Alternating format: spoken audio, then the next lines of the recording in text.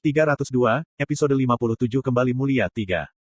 Li Jie memegang pedang Duke of Loyalty dan Warfare di tangannya. Bukan pedang naga ganda yang dimiliki Li Jie pada putaran ke-1863 tetapi performanya sangat bagus. Mungkin dia mengambilnya dari museum di suatu tempat. Di mana cumi-cumi itu? Dia bertanya kepada para pengungsi yang kembali dengan bingung. Jie, berhenti. Ini aku. Aku berteriak putus asa tetapi mulutku tidak terbuka. Di sisi Li Jie, sepertinya aku berteriak dan melambaikan tentakelku. Cumi-cumi menjijikkan. Mati. Pisau Li Jie melintas saat dia berlari ke arahku. Ini agak mirip dengan putaran 1863. Pisau Li Jie menyempit bagian atas kepalaku. Rambut saya terputus dan Li Gilyong memanggil. Lakukan pekerjaan dengan baik, Nuna. Potong tentakel besar, bukan yang kecil. Petik 2. Diam. Entah bagaimana rambutku tampak seperti tentakel ke sisi lain. Mereka tidak tahu itu saya, tetapi saya merasa sedih. Saya memperingatkan mereka yang kembali dengan gugup. Semuanya, jangan serang. Saya akan membereskannya. Petik 2. Untungnya, sangat menghibur bahwa para pengungsi yang kembali mendengarkan saya. Suara bingung Flying Fox terdengar. Aku akan membantumu kapan saja. Flying Fox adalah seorang pengungsi yang cukup luar biasa di 2N Murim. Jika situasi yang tidak terhindarkan terjadi maka saya bisa meminjam bantuannya. Bagaimana saya bisa membiarkan Li Jie mengetahui keberadaan saya? Potong cumi-cumi. Dalam skenario ini, bahasa lisan, saya tidak disampaikan kepada Li Jie. Namun, awalnya komunikasi manusia tidak hanya melalui bahasa lisan. Apa? Jangan bergerak aneh. Petik 2. Saya mengaktifkan Way of the Wind dan mulai menulis di tanah. Garis-garis digambar di tanah saat aku menghindari pedang Li Jie. Orang-orang yang kembali di belakang saya memperhatikan niat saya dan mengeluarkan seruan. Sebenarnya, saya tidak tahu apakah ini akan berhasil atau tidak. Novel asli tidak membahas kemungkinan komunikasi semacam ini secara terperinci. Pertanyaannya adalah, akankah Li Jie memperhatikan niat saya? Apakah itu tertulis di tanah? Petik 2. Untungnya, Li Gilyong cepat memperhatikan dan memahami niat saya terlebih dahulu. Li Jie berhenti dan menatap tanah. Ada catatan yang ditinggalkan oleh langkah kakiku yang menyilaukan. Tulisan tangan itu buruk tetapi tidak terbaca. Saya Kim Dokja. Ini adalah kalimat yang saya tulis. Ngomong-ngomong, skenario penalti telah mengubah tulisan Anda. Hukuman diterapkan untuk ini. Tembok keempat membaca kalimat yang menyimpang atas nama Li Jie. Aku cumi yang cantik. Karakter, Li Jie, telah menggunakan Demon Slaying level 10. Mata Li Jie memerah saat dia mulai melaju ke arahku. Dia jauh lebih cepat dari sebelumnya dan ini membuatku sulit untuk menghindar. Saya mencoba melambaikan mantel saya sebagai tanda penyerahan tetapi semua usaha saya sia-sia karena hukuman skenario. Cumi jelek, memprovokasi inkarnasi, Li Jie. Mati. Saya mengalami sedikit sakit kepala. Jika halusinasi ini berlanjut, pesan saya tidak akan pernah dikirim ke sana. Akan lebih baik hanya untuk menekan mereka. Namun, saya tidak ingin melakukan itu. Mungkin ada sesuatu yang berubah pada saya setelah putaran ke-1863. Pada saat itu, sesuatu muncul di kepala cumi-cumi yang tampan. Tunggu. Jika ini masalahnya, saya berpikir sejenak sebelum memutuskan untuk melakukannya. Tidak peduli bagaimana skenario itu mendistorsi bahasa saya, itu tidak bisa mendistorsi sebanyak ini. Rasi Bintang, Raja Penyelamatan Keselamatan, telah mensponsori 91 koin untuk penjelmaan Li Jie. Sesuatu yang tidak bisa terdistorsi. Skenario penalti telah mendistorsi pesan tidak langsung. Squid jelek, telah mensponsori 91 koin untuk inkarnasi, Li Jie.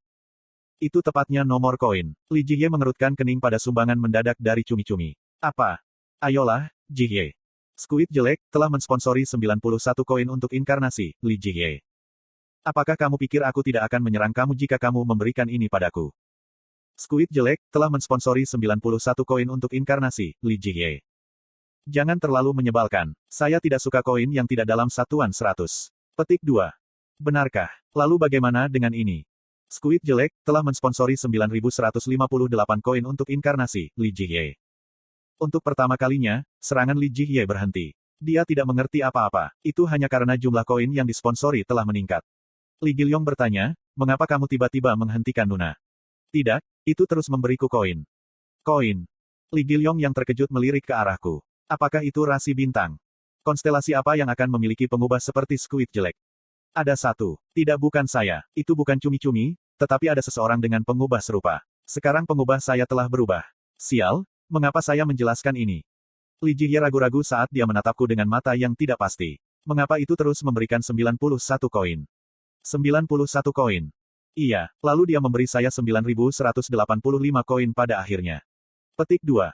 9.185 koin cukup banyak. Apakah ini skenario tersembunyi? Atau mungkin sesuatu yang bermakna? Petik 2. Saya pikir ini adalah satu-satunya kesempatan saya. Squid jelek, telah mensponsori 7.942 koin untuk inkarnasi, Li Jihye. Li Gilyong tampak kaget melihat koin saya dibaptis. 7.942. Mungkin. Mata anak-anak bergetar. Saya memperhatikan mata yang jernih dan sangat tersentuh. Ya, itu anak-anak. Ini aku, Kim Dokja. Rasi bintang, Dewa Perang Maritim, meragukan identitas Anda. Beberapa rasi bintang di semenanjung Korea ingin tahu tentang identitas Anda. Kemudian konstelasi yang tak terduga memasuki saluran. Rasi bintang, Dewa Anggur dan Ekstasi, telah memasuki saluran. Rasi bintang, Dewa Anggur dan Ekstasi, telah memperhatikan identitas Anda. Dewa Anggur dan Ekstasi, Dionysus. Omong-omong, itu Dionysus yang mengatakan kepada saya tentang 7.942 ini. Saya pikir segalanya akan berjalan lebih baik dari yang saya harapkan. Jika itu rasi bintang ini, dia mungkin menguraikan pesan yang saya kirim ke anak-anak. Rasi bintang, Dewa Anggur dan Ekstasi, mengklaim angka 91 sebagai jenis permainan numerik. Jantungku berdebar kencang. Dionysus benar. Nomornya, yang dibaca, 91, adalah kode saya untuk anak-anak. 9Gu11. Guwon, keselamatan. Untungnya, Dionysus tampaknya mengerti apa yang saya katakan. Sekarang Dionysus hanya perlu memberitahu mereka bahwa aku adalah Raja Iblis Keselamatan. Rasi bintang, Dewa Anggur dan Ekstasi, mengatakan cumi-cumi itu haruslah cumi-cumi yang cerdas. Saya menatap langit. Li Gilyong berteriak gembira. Itu adalah bagian tersembunyi. Apakah itu akan memberikan koin setiap kali tentakel dipotong? Petik 2. Rasi bintang, Dewa Anggur dan Ekstasi, mengangguk. Setelah skenario ini selesai, saya akan menghancurkan Olympus. Li Jihye berteriak, aku akan menangkapnya. Hai Gilyong, kamu ambil setengahnya. Petik 2. Tentakel yang dijalankan Li Jihye adalah lenganku. Ini sangat gesit. Nuna, potong tentakel besar itu dulu. Petik 2. Itu kaki saya. Ah, aku kesal. Saya hanya akan memotongnya dari tengah. Petik 2. Itu tidak bisa terjadi. Saat aku hendak membebaskan, statusku, terdengar auman naga. Pasukan itu menyebabkan para pengungsi yang kembali sesaat tersentak. Saya melihat ke langit dan melihat naga hitam menutupinya. Ada wajah nostalgia, seperti Li Jihye dan Li Gilyong. Anak ini telah tumbuh besar. Kamu selalu terlambat, Shin Yosung. Jangan terburu-buru sendiri. Petik 2.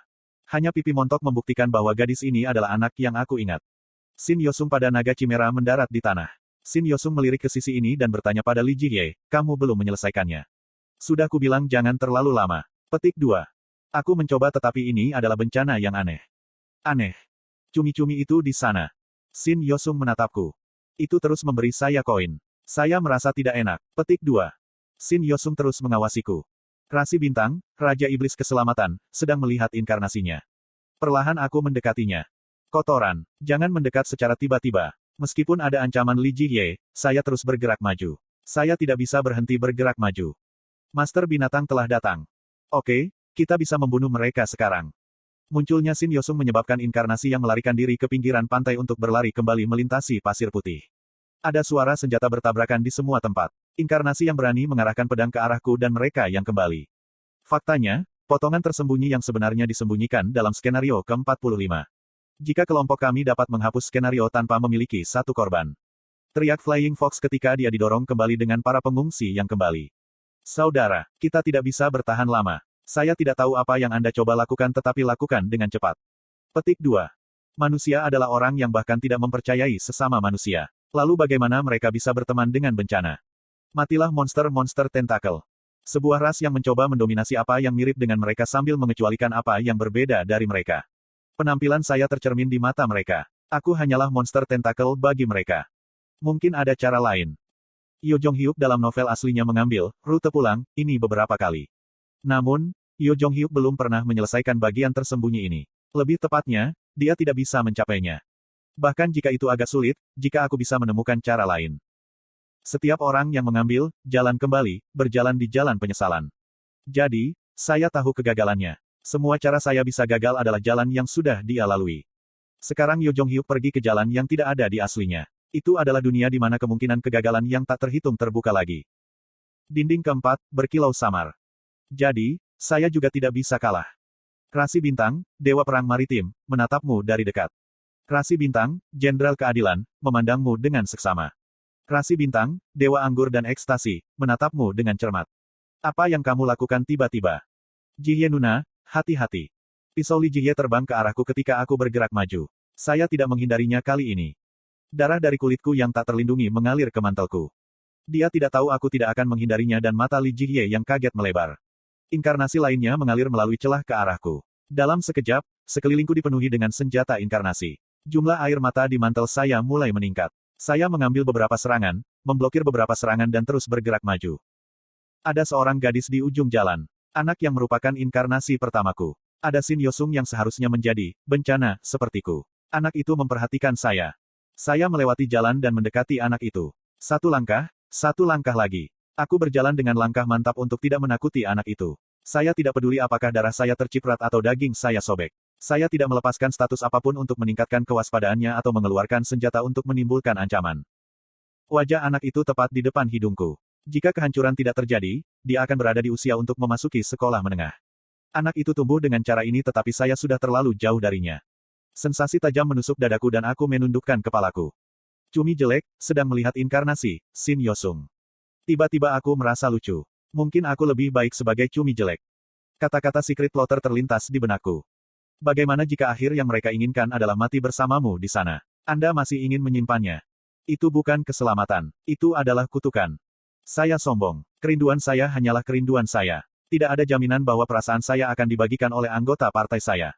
Kim Dokja yang mereka ingat hanyalah rasi bintang yang egois. Memaksa tujuan sesuka hati, memaksa mereka untuk hidup dan memaksa luka pada mereka. Saya adalah seorang kolega yang tidak ada ketika mereka sangat membutuhkan saya. Lalu mengapa anak ini menangis?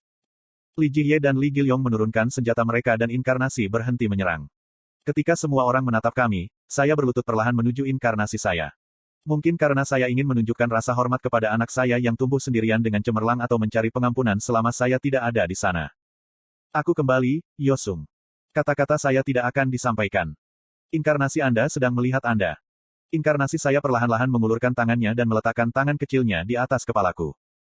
TL, Rainbow Turtle.